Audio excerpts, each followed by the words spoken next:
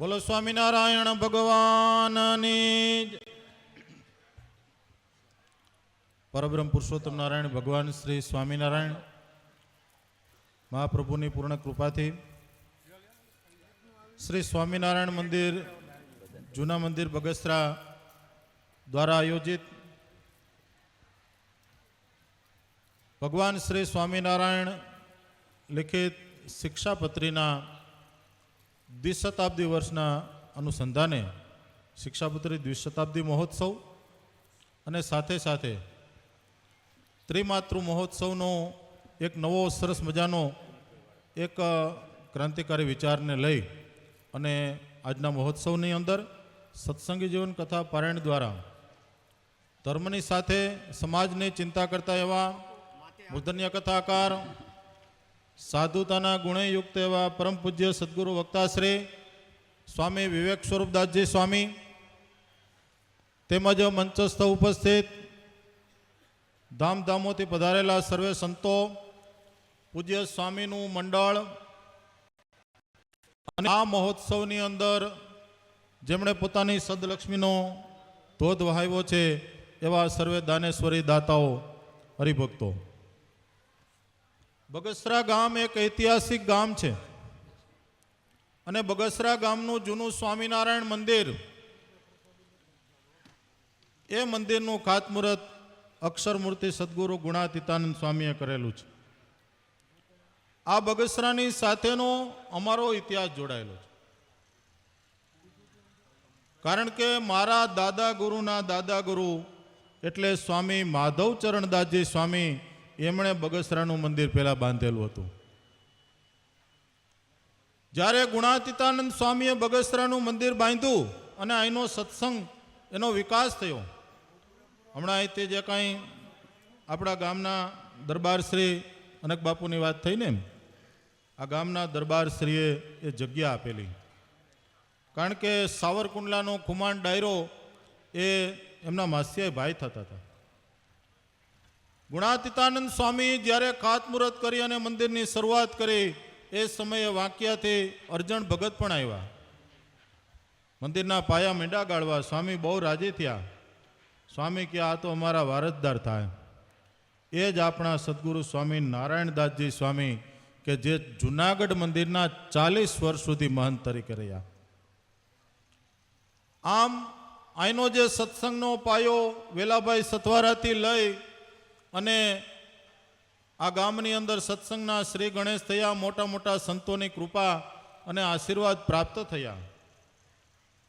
સ્વામીએ જે હમણાં યાદ કર્યા અમારા ગુરુવર્ય એટલે પંચાળા તીર્થધામના સંસ્થાપક સદગુરુ શાસ્ત્રી સ્વામી ઉત્તમ ચરણદાસજી સ્વામી આ બગસરાની અંદર મહિનો મહિનો રોકાતા અને સ્વામીએ હનુમાનજી ગણપતિની મૂર્તિ પ્રતિષ્ઠા કરી અહીંયા સ્વામીએ કથાઓ કરેલી છે અને આખું બગસરા ગામ પણ અમારા ગુરુએ જમાડેલું છે. એ અમારો ઇતિહાસ આ ગામની સાથે જોડાયેલો. પણ જ્યારથી આપણા વક્તાશ્રી એવા પૂજ્ય વિવેક સ્વરૂપદાસજી સ્વામીએ આ વિસ્તારના સત્સંગની અંદર પગરણ માંડ્યા છે, ત્યારથી અહીંનો સત્સંગનો વિકાસ આપણે જોઈ શકીએ છીએ. અને આજનો જે આ મહોત્સવ છે એ ભગવાન સ્વામિનારાયણની સર્વજીવ હિતાવની શિક્ષાપત્રીના 200 વર્ષ પૂર્ણ થાય છે. એમની સાથે સાથેનો એક નવો વિચાર, ક્રાંતિકારી વિચાર એને લઈ અને આ સંત આપણને જગાડવાને માટે આવ્યા છે. કારણ કે સંત તો પરોપકારી છે અને આ જગતની અંદર જો આવા સંત ન હોય તો તાપ અને સંતાપનો કદી અંત ન હોય. કે જેણે જગતના ઝેરને હસી હસીને પીધા અને બદલામાં મીઠા અમૃત આપ્યા એવા સંતો, એના માટે આપણે એટલું જ કહી શકીએ કે આ જગતની અંદર જેટલું કાંઈ સત્યમ શિવમ અને સુંદરમ દેખાય છે ને, એ બધું જ આવા પરોપકારી સંતોને આભારી છે. કાલનો હું 2 દિવસથી સ્વામીની કથાને સાંભળું છું.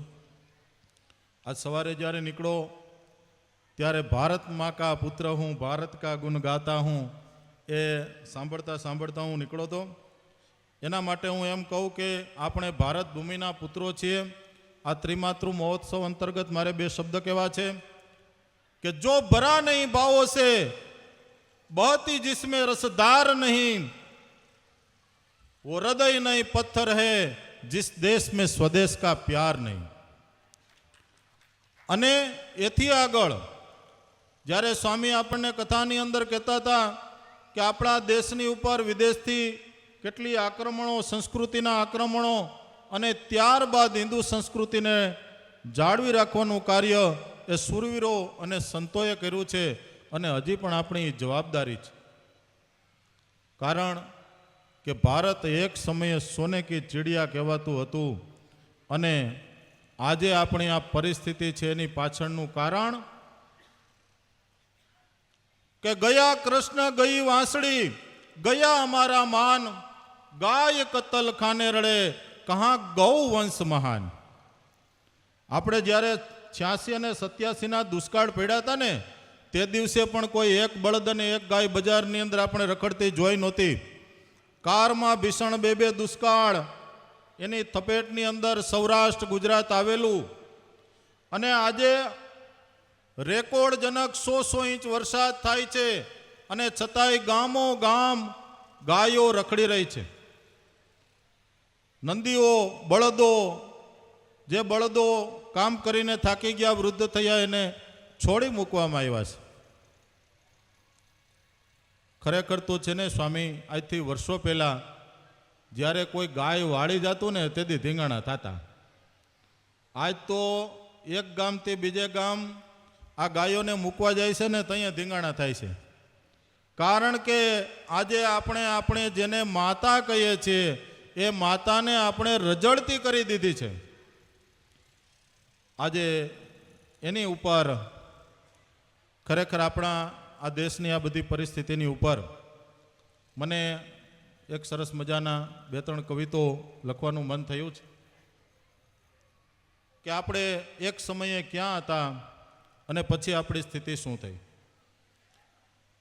एक समय हमने भी झंडा पश्चिम तक लहराया था, सफर सागरे करके जंग बार और जावा काम, कश्मीर से लेके कन्या तक एक लकीर मिलाई थी, विश्व प्रेम और मानवता के वेद ऊंचाए गाए थी, देखा जा जर्मन जमाना और अस्मत गए हम के, भीषण कत्ल लूट जुल्मों से टूट रहे अपनी धरती, नई दजाए रंग रंग के और देखे मालिक नए, बिगाड़ कर कर कहीं गए और कहीं बना गए अपने मन से.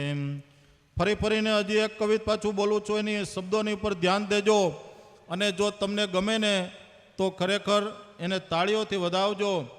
ગયું અસ્મત પાને કો કાયા પટલ ધરતી की महसूस कर दिखलाए, इसने दर्दों के तरकीब नहीं, जाग उठा धुरंधर संत. એક હમણાં ધુરંધર નામનું એક ચલચિત્ર બહુ ધૂમ મચાવી રહ્યું છે, પણ મેં એ શબ્દનો આમાં ઉપયોગ કર્યો છે, અલગ રીતે કર્યો છે.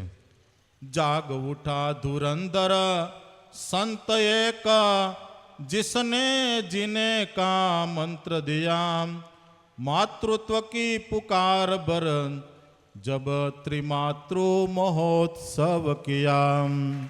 आ त्रिमातृ नामनो महोत्सव कर्यो. खरेखर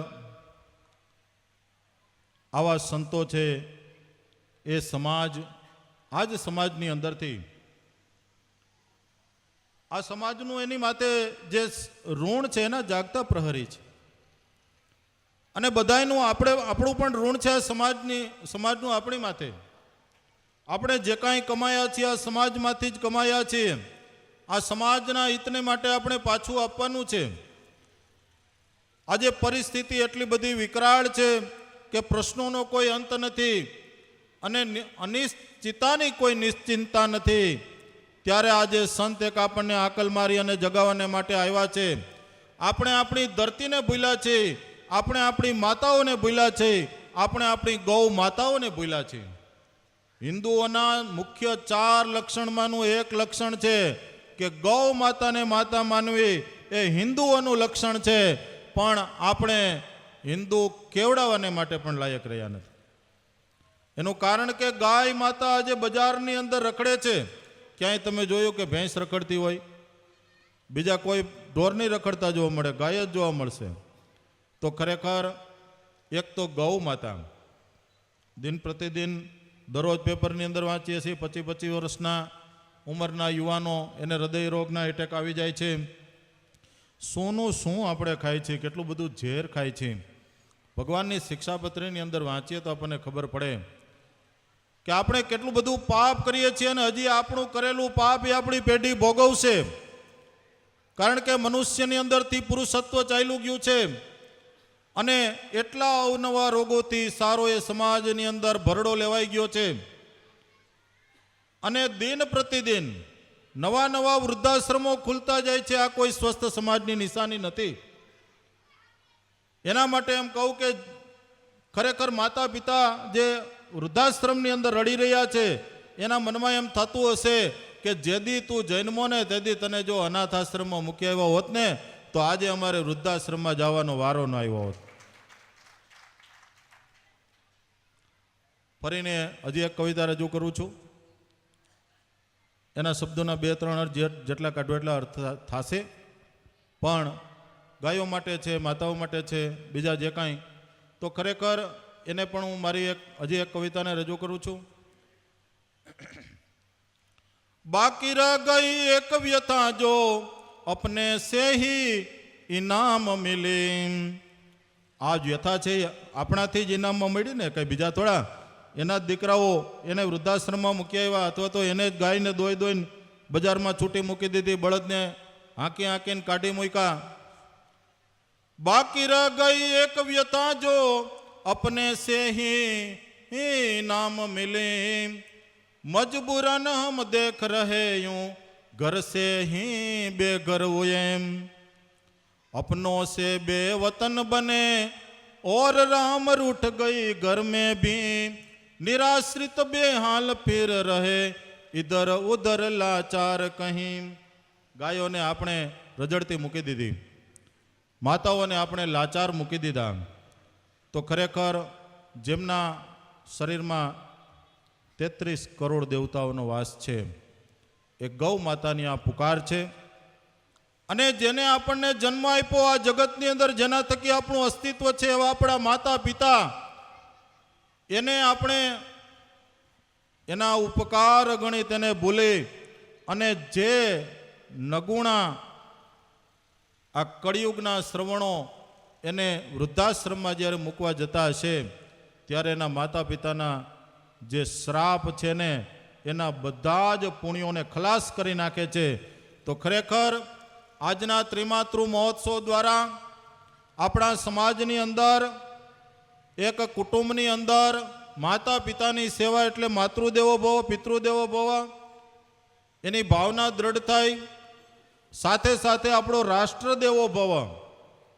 જો આપણી ગાય માતાનો જય જયકાર રહેશે, જો આપણી ભારત માતાનો જય જયકાર રહેશે તો જ આપણા બધા જ ભગવાનનો જય જયકાર રહેશે.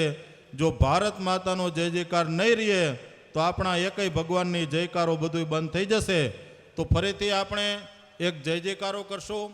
અને પૂજ્ય વિવેક સ્વામીએ ખૂબ સત્સંગી જીવન ભાગવતની કથા, તેઓ ખૂબ સારા એક મર્મજ્ઞ છે અને એના હૃદયની અંદર જે આપણા માટેની વ્યથા એ એમને આ મહોત્સવ દ્વારા સમાજની અંદર એક નવી ક્રાંતિને ચેતના જગાવવાનું જે આહ્વાન કર્યું છે એની અંદર આપણે બધાને જેટલો થાય એટલો સહયોગ લઈ અને ઘર ઘર એક એક ગાય હોય. આપણે આપણી મૂળ સંસ્કૃતિ ઉપર પાછા ફરીએ, આપણે આપણા ગામડે પાછા ફરીએ. એટલે કે ગામડું એટલે શહેરમાં રહેતો ભલે શહેરમાં જ રહેજો, પણ આપણી ગામડાની સંસ્કૃતિ એને આપણે ક્યારેય ન ભૂલીએ. આપણું ગામ, આપણા વતનની અંદર આપણે જમીનોને રાખીએ. જો જમીનો તમે વેચી તો તમે તમારી માને વેચી નાખીશ. માટે જમીનને કોઈ વેચશો નહીં.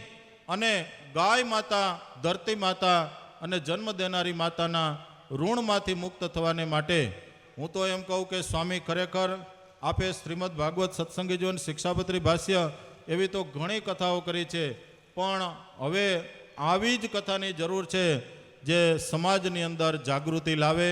અને એ રીતે ફરી ફરીને પૂજ્ય વિવેક સાગરદાસજી સ્વામી એમનું જે કાર્ય, એમના સંત મંડળનું કાર્ય, એને હું હૃદયથી ખૂબ અભિનંદન પાઠવું છું, બિરદાવું છું.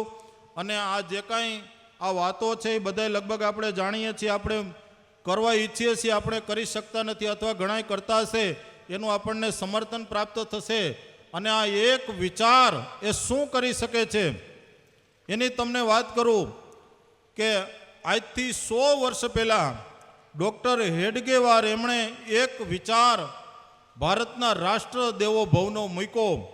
આજે ભારતના રાષ્ટ્રપતિ એ જ RSSમાંથી આવે છે, ઉપરાષ્ટ્રપતિ ત્યાંથી જ આવે છે ટ્રેનિંગ લઈ, ભારતના વડાપ્રધાન પણ એ ત્યાંથી જ એ જ પરિવારમાંથી આવે છે.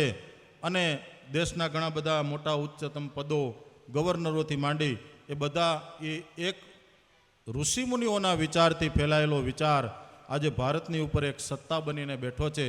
તો આ એક વિચાર અહીંથી આજના દિવસે બગસરાને આંગણેથી આ વિચાર ફેલાશે અને એ વિચાર આખા એ વિશ્વની અંદર નંદનવન બનાવવાનું કાર્ય કરશે.